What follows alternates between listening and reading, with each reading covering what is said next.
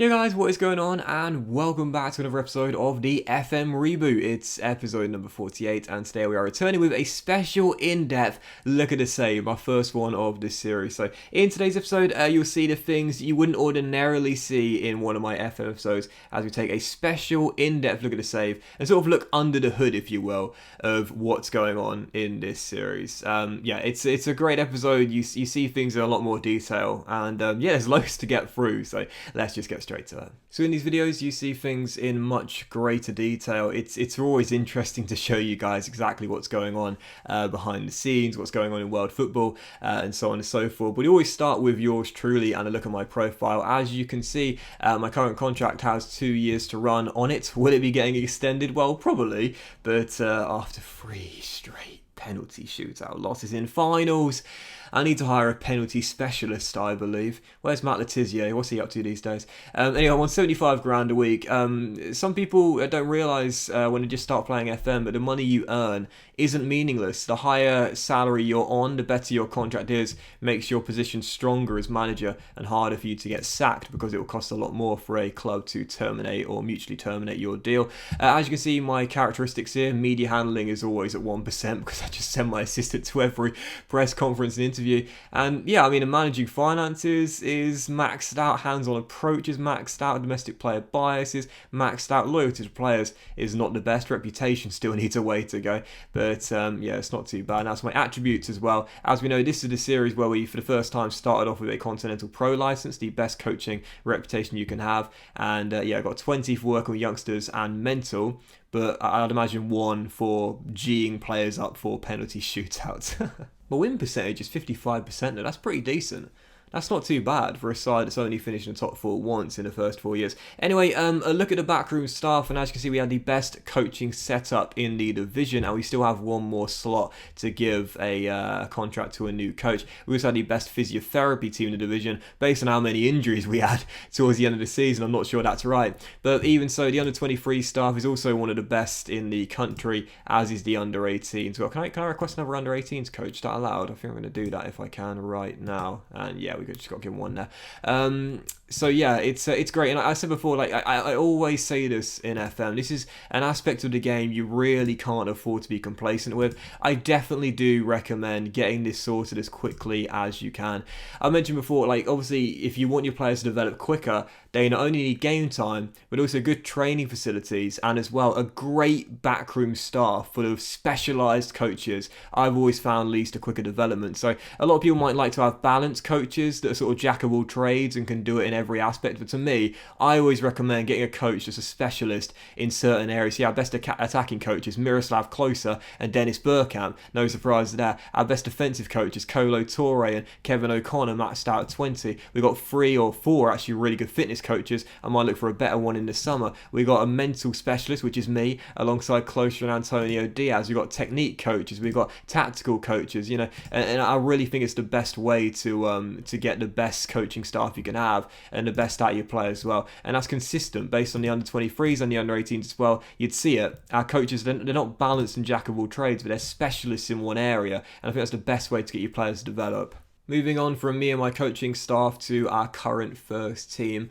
As you can see, after this season finishing in 5th, getting Europa League, but losing the Europa League final to Real Sociedad, I have to say, I really don't know where we should be looking to improve in the summer. I mentioned before, this is a tremendous team, absolutely brilliant team, but it's still not good enough to be a top 4 side just yet. It's not too young. Most of the players are in their mid-20s and in their peaks, but I probably would say we do need a new goalkeeper. Patricio's now turned 36. He had the howler in the Europa League final that cost us the first goal. I think we probably would say for the summer, with all the money we've got, we need to look for a new star goalkeeper to replace the veteran Rui Patricio. Other than that, though, this is a really, really good team.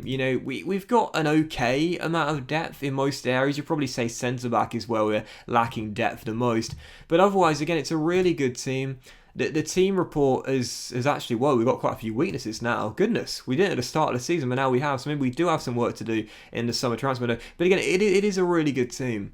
I don't know if we are good enough to be a top 4 team consistently yet, but we're getting there slowly and steadily. We're making improvements year after year. We're just not there just yet. As for the youngsters in our team, there's not too many to get excited about as we look at the development centre. Kem Campbell, who's a real player, appears to be our best young prospect. And he's all right, to be fair, only 21 years old, but I'm not sure he's going to turn into a star in this team. And yeah, I mean, the best sort of players we've got, the best young players, sort of got signed from other teams in the summer, as we know Viscardi probably the standout of those. So yeah, not too much to get excited for long term, I guess, but there are a couple of decent players there. And as we move higher up into the boardroom, as you can see, our club culture has not changed whatsoever since the save began. These have all remained as our club culture objectives, if you will. I really want to get rid of this sign Portuguese player culture, to be honest, because I mean, they're devastated because I'm not prioritising it at all. We signed, like 3 Portuguese players since the save began, and to be honest here, like, I want to get rid of it now. Like, we're totally changing our identity, and I'd like to get rid of it. I just don't know how you do get rid of it. Never been able to. But otherwise, see the 5-year plan here, and it remains the same. The board is saying to us, just maintain a top half finish in the Premier League. But to that, I say bollocks. Like, we might not be good enough to be a top 4 team just yet, but we're definitely a European standard team. I mean, come on, Champions League semi-finals last year, Europa League final this year. We're good enough to be a European team. So I think really not top half, but top 6, I would say now is minimum. The board are relatively pleased with how I've been handling things though, despite not signing Portuguese players. I'm currently a B- overall, and they have very little notable criticisms to point a finger at. So yeah, at the moment I've got a very, very good relationship with the players. As you guys know, I love the dynamics part of the game. It's one of my favourite parts of the game. The team cohesion is very good. The club atmosphere is very good. There's only the one issue. One of our young players wants to leave and go out on loan, which he will do in the summer. And the managerial support is excellent as well. The current hierarchy of the team looks like this, by the way. Our 3 team leaders have remained the same. Jimenez, Neves and Forsby, though, of course, we know as Neves leaves in the summer to go to Barcelona for 143 mil. We'll get a new team leader. It will most likely be Patricio, but he might possibly go in the summer, if not become a backup goalkeeper, so it could possibly be NATO instead. And as for the social groups as well, we've got 3 splits right now. An equal amount in the secondary social groups A and B, and most in the core. As for the finances, well, as we know, we're up to 110 mil after the prize money and TV revenue we've been generating this season for our progress in Europe and also in the Premier League as well. But as you know, the budget for the new season is 160 million, primarily because of the Ruben Neves sale, which again is imminent. That will be going through in exactly a week's time. So yeah, we'll get even more money added to our balance. That should take it to over, it'll take it to over 200 million in the bank balance for this summer. Because of that sale of Neves, it's not officially gone through yet. It's not been added to our bank balance. When you look at the way we started, going down due to the wage expenditure, then the same the next season, but then look at this here. And again, I mentioned it, this is why playing in Europe is just so crucial. So yeah, the income we're generating is getting higher due to European football and European progress, and why the Champions League is so vital. But our wage bill remains very high indeed. We're spending just shy of 1.8 million on wages, and for a side of our stature, the only way that's affordable is, again, if we keep European football. If we ever drop out of European football, that would be devastating to our bank balance. I'm not sure really what else I should show you next. I haven't done one of these in such a long time. I guess I could show you the sort of general look at Wolves, if you will. As you can see, Viscardi is currently registered as our hot prospect. No surprises there. He got very little game time this season, but he did score 2 goals in the Premier League, which is nice, in 7 games, most of which off the bench. As things stand right now, just one player has been allocated to our favoured personnel. Willy Bolly, got my Ivorians mixed up. Willy Bolly was part of the favoured personnel, but he's now dropped off since he's moved to China, and Fabio Silva has become a favoured personnel at the club. There is big interest from big clubs, but he's going nowhere, still has 3 years left on his deal. I'm yet to get there. Morton Forsby is yet to get there, but we will together. And as for the facilities as well, as you can see, we're currently reduced at Molineux to 27,000 seaters because obviously we're expanding our stadium to 43,000. That'll finish around October time. Our training facilities, they will get downgraded in a week or two from state-of-the-art to excellent. Our youth facilities are excellent as well. And like I said before, best way to get good youth development and player development in general is to have these as best as they can be. State-of-the-art is the max, of course. And I think what I'll do now is show you what's been going on in world football. So as you know, in England and in the Premier League this season, Manchester United have managed to three-peat.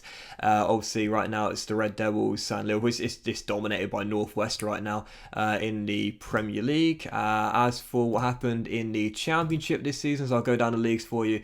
Crystal Palace have an immediate return to Premier League football alongside Derby and also Watford as well. Oh, as if I couldn't be feeling more negative.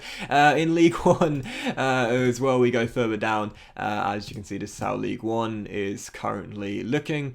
Nothing too out of the ordinary here, is there, in the Football League? And as for League Two as well, again, this is what's happening right now in our final league loaded in the English football pyramid. Premier League, by the way, has the highest competition reputation now. It's just overtaken La Liga. And as for La Liga, as you can see, Real Madrid won it and retained it after winning it last season. They've won 4 of the last 5 La Ligas in the game. They were indeed champions this season. Valencia, as you know, qualified for the Europa League by winning the Europa Conference League. As for the Serie A, Juventus' reign continues. Napoli won the first of the series. Since then, it's been 3 straight for Juve, as the old lady have reclaimed their throne. And as for the Bundesliga, Borussia Dortmund finally managed to topple the Bayern Munich dominance. Goodness gracious me, Borussia Dortmund champions by 13 points as well this season. Very impressive indeed. And that's all the leagues I've got loaded. The rest of them are just view-onlys. Is it called? No, it wouldn't be view-only now, would it? But as for Ligue 1, PSG's dominance continues there. Still haven't lost their grip on French football in the game. Porto and Benfica pretty much every single season win the Portuguese Premier League. Though Sporting did win it 3 years ago, but Porto have now won it back-to-back 4 of the last 5. The Russian Premier League was won by CSKA Moscow this year. Ajax are continuing to dominate Dutch football. They've won 5 straight Eredivisie now. Oh, and PSV, runners up 5 years in a row. Lads, I know how you feel. I know how you feel, boys. And as we now go down, I'll do a few more here. This is the top 23 leagues in terms of competition reputation. We did a Belgian Pro League. Antwerp won it this season, interestingly enough. Their first one ever? Possibly. Well, it seems like it. Moving on, we've got the Ukrainian Premier League. That was won by Shakhtar Donetsk. Dynamo Kiev won it the year before, but otherwise it's Shakhtar dominance in Ukraine. The Turkish Super League was won by Galatasaray after 3 straight from Fenerbahce in the save. And as for the Scottish Premier League, Rangers back-to-back and 3 of the 4 in the save so far. Let's do a few more, shall we? Austrian Premier League, RB Salzburg's dominance continues. Rapid Vienna, I'm seeing a current trend here. One team will win it one year and then it goes back to dominance from whoever has been dominating in that country. RB Salzburg won the Austrian Premier League again this year. As for the Greek Super League, Olympiacos won their 5th straight. Moving on to the Swiss Super League, St. Gallen. I mean, I don't know why I just shouted St. Gallen like that, but they were champions of the Swiss Super League. Don't think I've ever seen them win the Swiss Super League in any of my saves before. Fair play. A new one there. As for the Danish Superliga, Copenhagen won their 3rd in 4 years. And as for what we've done in the Championship, so the Serbian Super League was won by TSC. Okay, interestingly enough. And as for, we'll do the Czech and the Cypriot divisions next. Slavia Prague won the Czech Super League this year. And as for the Cypriot First Division, I can't even tell you. I can't click on it. But I can do the Norwegian one for you instead. Bodo Glimt won it this year. Let's do another couple, can we? Romania, Steaua Bucharest, 3rd in 4 years. They and CFR Cluj battling for Romania right now. And as for Croatia as well, Dinamo Zagreb won their 2nd, two in a row. I can do cups as well, can't I? Yeah, I can do cups. Obviously, we know the FA Cup this year won by Everton. Before that, I don't want to talk about it. A Spanish Copa del Rey this year won by Barcelona after 3 straight from Atletico Madrid. The DFB Pokal won by Dortmund as they completed a domestic double. The Italian Cup, the Coppa Italia, won by Torino, interestingly enough, one of my former FIFA CM teams. The Portuguese Cup was won by Porto. That's their 5th straight. Fair play. And as for the Scottish Cup, that was won by Celtic. Goodness, 1, 2, 3, 4, 5, 6, 7, 7 in the last 8 years for Celtic. And as for the Austrian FA Cup, Austria Vienna, winners of that. Swiss Cup, St. Gallen. Domestic double for St Gallen. And as for the French Cup, wow, that's very lowly rated, isn't it, for a major European league? Paris Saint-Germain won their 5th straight. We'll do a couple more as well. Dutch Cup won by Ajax, domestic double for them. Greek Cup won by Panathinaikos. I'll do a couple more here. Norwegian Cup won by Stabæk. I know that was last year. And as for the Turkish Cup, Galatasaray back-to-back. And do a couple more, why not? Belgian Cup won by Anderlecht. And the Serbian, I'll do Serbia and Russia. Serbian Javor back-to-back. And the Russian Cup won by Orenburg. That's an interesting group of winners for the Russian Cup. Very interesting. So the last thing I will show you is right now, there we go, is what's happening in terms of world football, who are the best players in the world, and also who are the highest earners as well. Well, as you can see, PSG have 3 of the best 4 players in terms of market valuation. You've got Kylian Mbappe, who is still there and just absolutely unreal. As you know, Haaland moved from Dortmund to PSG last season, and he has taken to French football very well indeed. 44 goals in 61 games. Camavinga has moved to Barcelona, interestingly enough. Not Real Madrid, but he looks absolutely unbelievable. He's one of the best young players, of course, you can get in FM this year. As for Kai Havertz, he's moved from Leverkusen to Chelsea, and now he's at PSG as well. What a baller he is, Kai Havertz, man, seriously. Martial still at the Red Devils, but he's developed incredibly well. As you can see, some really good stats from the former Monaco forward. Frenkie de Jong has gone from Barca to Manchester United. Again, absolutely elite midfielder. Incredible player. And Pedri is still at Barcelona. He also has some amazing stats. Absolutely brilliant player. So João Felix has moved on to Liverpool. I'll do a few more for you. Leroy Sané is still at Bayern Munich after his transfer from Manchester City. Lautaro Martinez has also gone on to PSG. How are these guys just not winning the Champions League every single year, man? Oyarzabal, part of the Real Sociedad team that won the Europa League this season, is also incredible, as we know. Mason Greenwood is developing into an absolute machine at Old Trafford. Only 22 years old here as well. Incredible young talent. Trent is still at Liverpool and probably regarded as the best right back in world football at just 25 years old. Odegaard is still at Arsenal. Of course, completed a move permanently this year. Hope he does well at the Emirates for all the years he'll be there after his loan spell last season. Ansu Fati is still at Barcelona and just as good in the game as he is in my Barcelona FIFA. And Marcus Rashford is still at Old Trafford and is looking very good indeed at just 26 years old. Van der Beek is still there. Sancho is still at Borussia Dortmund, interestingly enough, hasn't moved on in the game. And then there's a few Dortmund players here. Tete, Maxi Gomez, Bruno Fernandes still at Old Trafford. Mason Mount is developing really nicely. You need to see his stats right now. Look at that 20 work rate. You know, I'd love him in my team. And yeah, just a tremendous group of players here. And as for the highest earner in world football right now, I think it would be Mbappe. And it's not. It's Neymar on 850 grand a week. He's 32 now. Still as good. But 850 grand per week. Then it's Griezmann, who's not gone back to Atletico, but he's still at Barcelona on 600 grand a week. Then it's, Oscar. Me and my friend were talking about this the other day. Man was looking like he was going to develop into a beast in the prime of his career at Chelsea, and then said, you know what? I've won a couple of things. I've won a Europa League. I've won a, FA Cup or Premier League with Chelsea. I'm going to go to China and then a ton of money. He's still doing it. He's still there on 575 grand a week. Ronaldo has not returned to Old Trafford. He's still at Juve on 475 grand a week, but at 39 years old, still looks incredible. And Messi hasn't retired yet either at 36 overall. He's still at Barcelona, not at Paris Saint-Germain. And really cool to see those two veterans there. I hadn't seen them. I thought one of them might have retired at the moment. And then it's Mbappe, and then it's Hazard, who's still at Real Madrid, who's about to join PSV Eindhoven, the runners-up in the Netherlands. What a fascinating transfer. So real briefly, I'll show you the best youngsters in the game as well. The best sort of new gen / regions, if you will. You'll get a couple of real players in there, including Jude Bellingham at the top. But you got this guy for Bayer Leverkusen who looks amazing, Mirko Hennebol. You've got Mukoko, again, is a real player at Manchester United now, the former Borussia Dortmund man who always turns into a wonderful forward in the game. This is the guy I missed out on last season, and I'm absolutely gutted. We agreed a deal, but unfortunately he went to PSG instead. it's so much harder to sign like wonder kids in this game, I swear. Hidalgo, a young Argentine who currently plays for Juventus, also looks very decent indeed. Namadi, yeah, it's a real player. Namadi Collins, thought I recognised that name before. And yeah, it's I could have signed that guy as well. I didn't do it. He's gone to Juve. He's decent. Probably should have signed him. Didn't sign him. Could have done so. There's another regret to add to the long list of regrets I've got in this save.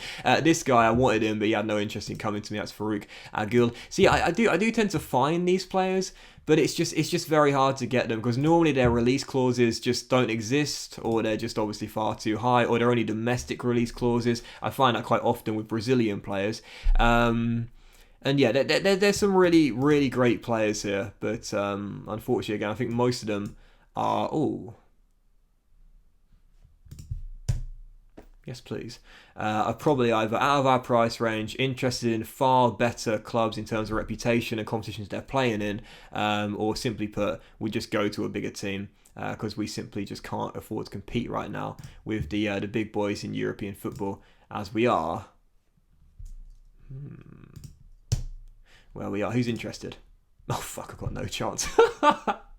But I think that will do it though for the FM Reboot special in Everything to Save, guys. I really hope you enjoyed this episode. If you've never seen one of these before, I really hope you got a lot out of it. It's just really fun to show you what's been going on in the hood in the save, what's going on in world football, and take a more detailed look at the save. Thank you for watching the series so far. You know, we're 4 seasons in. It's been one of my most frustrating FM saves ever, if not my most frustrating FM save ever. But I said it'll be a challenge right back in episode 1. It remains that way. Have a fantastic day, guys. Much love to you all, and I'll see you for a brand new season as we'll begin our 5th season at Molyneux, still in the Europa League, still trophyless, still with multiple chips placed on our shoulders. Have a great day, guys. Much love, and I'll see you in the next episode, the brand new season with a transfer special very soon.